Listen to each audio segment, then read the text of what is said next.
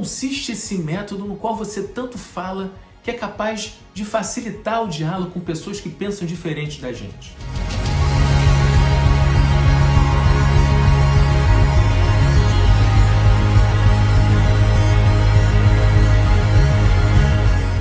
Encarar o encontro como uma oportunidade de alargar o pensamento.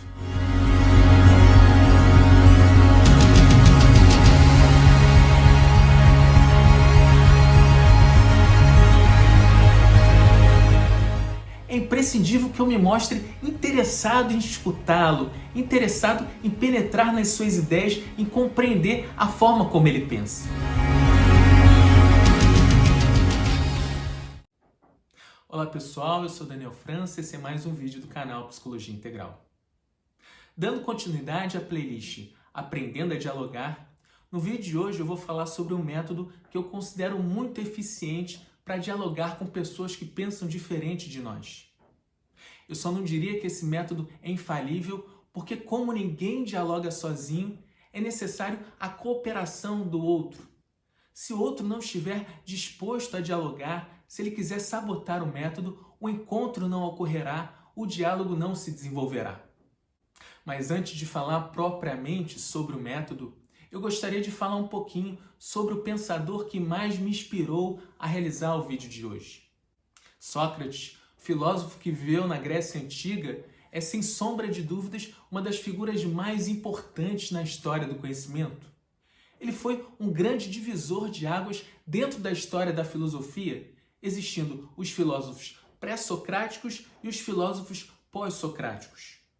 Os pré-socráticos eram os filósofos que se preocupavam mais com a observação da natureza, da realidade exterior ao ser humano. Sócrates inaugurou uma filosofia mais existencialista, mais humanista. Ele se preocupava com questões existenciais do ser humano, como de onde vemos, para onde iremos. Enquanto as pessoas do seu tempo eram carregadas de certezas, Sócrates abraçava constantemente a dúvida e dizia constantemente que ele só tinha uma certeza: a certeza de que ele nada sabia.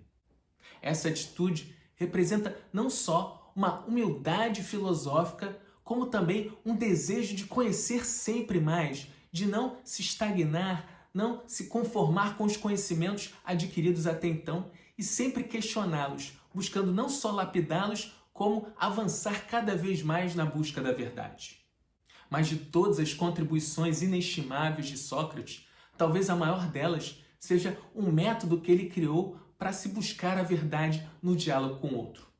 Ele chamou esse método de maiêutica, que significa um parto, como se fosse o parto das ideias a partir do interior da pessoa. E o vídeo de hoje é muito inspirado na maiêutica socrática, que eu considero muito importante, muito eficaz para que a gente aprenda a dialogar com pessoas que pensam diferente de nós.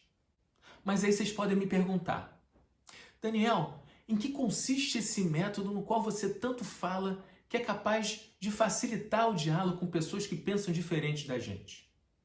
O método é composto por 6 pontos fundamentais, os quais eu vou descrever no vídeo de hoje.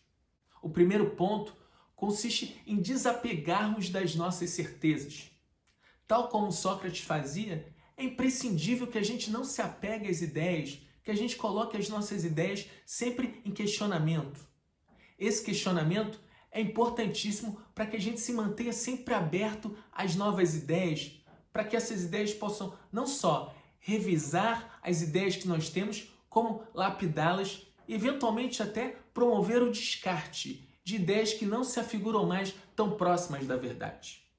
Eu costumo dizer que pessoas que se apegam muito às suas certezas, elas se tornam menos inteligentes, porque elas acham que já sabem tudo e acabam não desenvolvendo esse espírito filosófico, essa humildade filosófica que serve como combustível para que a pessoa busque avançar cada vez mais na busca da verdade, na busca de conhecimento.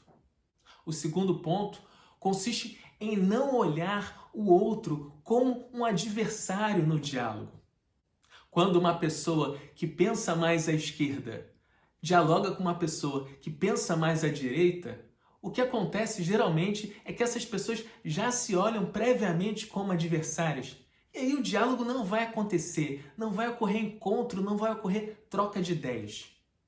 Por outro lado, quando eu percebo o outro, seja qual for o seu pensamento, como um companheiro de viagem pelo mundo das ideias, o diálogo vai ocorrer e ele poderá ser muito prazeroso, muito embora as pessoas possam, ao final dele, não concordar em todos os pontos. Na minha faculdade de psicologia, eu me recordo de um professor que ele era muito habilidoso no diálogo. Eu concordava com ele em vários pontos, mas quando nós discordávamos, ele tinha uma habilidade tão grande de lidar com a divergência que ele tornava o diálogo muito prazeroso. Ele não invalidava as minhas ideias e ele passava a impressão de que ele próprio questionava as ideias dele. Isso tornava o diálogo prazeroso, construtivo, dava vontade de continuar conversando com ele. O terceiro ponto consiste em encarar o encontro como uma oportunidade de alargar o pensamento. Um filósofo que eu gosto muito é o francês Luc Ferry. Na sua obra Aprender a Viver, ele desenvolve a ideia do pensamento alargado.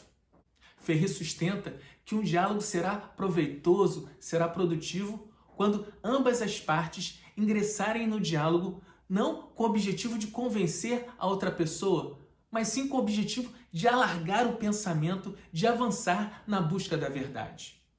O quarto ponto consiste em investir mais em perguntas do que em afirmações. Eu já passei por algumas experiências conversando com pessoas que pensavam muito diferente de mim, nas quais eu percebi que se eu investisse muito em afirmações, a outra pessoa tenderia a contra-atacar com outras afirmações e o diálogo não fluiria. Portanto, eu resolvi investir mais em perguntas.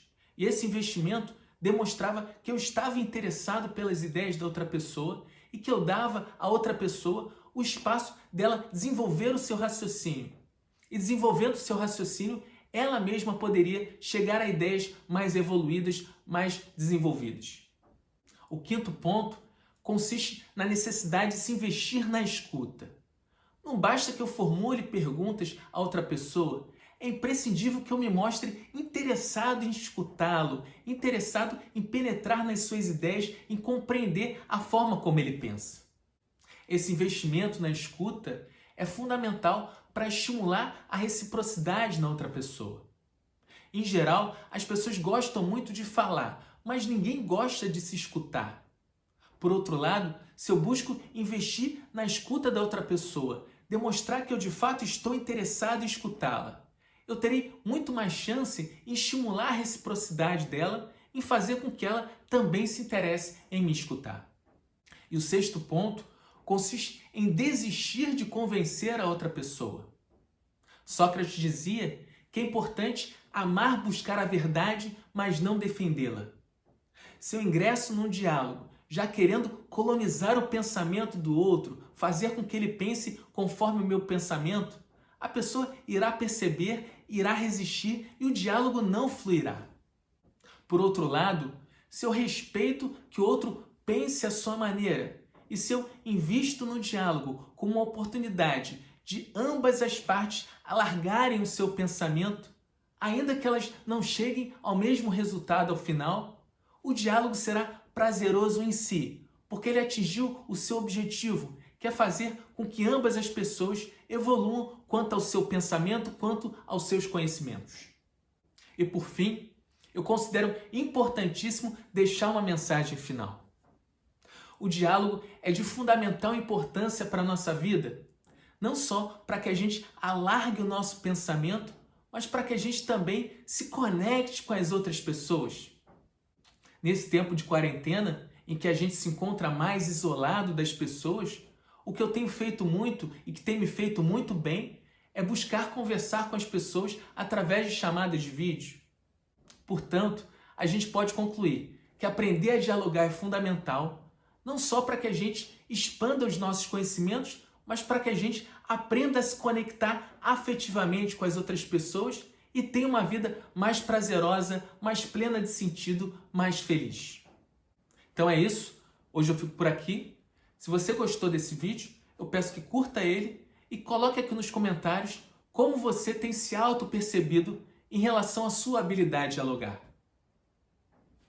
Espero que tenha sido útil. Até o próximo vídeo.